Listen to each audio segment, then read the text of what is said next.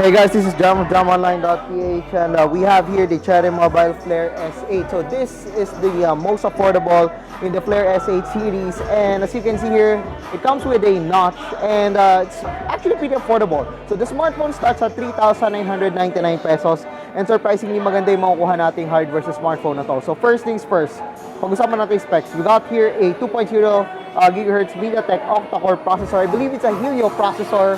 I'm not sure lang kung anong processor mismo, but we do have a 6.2-inch HD plus teardrop display.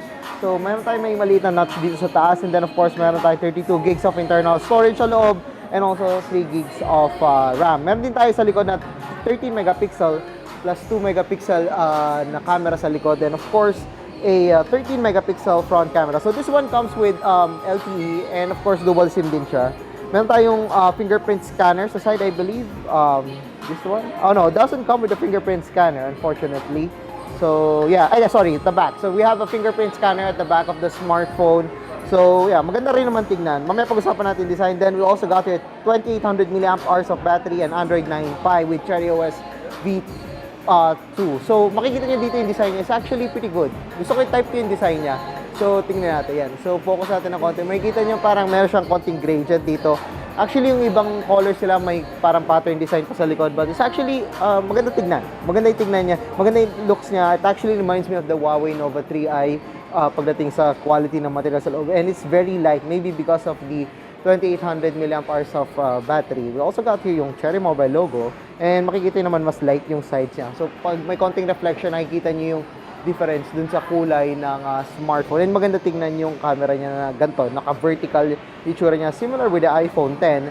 Then sa ilalim, we got here the speaker grill. Yan, so let's focus on it. So yan, we got here the speaker grill. On the other side, we got here the SIM card tray. Yan, so SIM card tray on this side.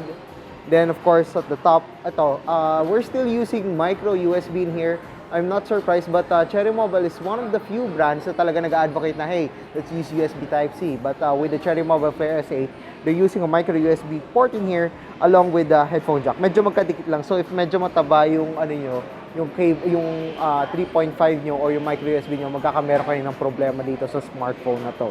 So ito, pag-usapan natin yung display na smartphone. So ito yung front panel ng smartphone. Makikita nyo naman na well, medyo maliit lang yung notch. But malaki yung bezel ng smartphone.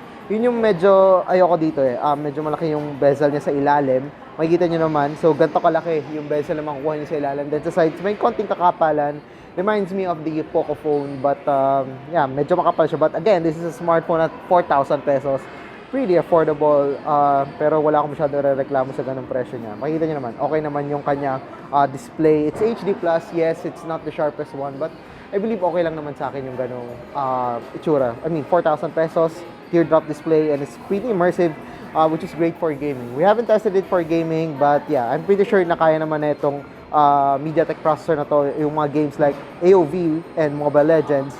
And nakikita nyo naman dito, it's running Cherry V2 and CherryOS V2. Surprisingly, maganda yung CherryOS V2. Hindi siya ganun kabagal. Actually, mabilis siya. Sobrang bilis niya. And again, it's not running on Android Go Edition. Yun yung problema ng ibang mga tao with Cherry Mobile smartphones. This time, we're running Android Go Edition. And makikita nyo naman, mabilis siya, smooth.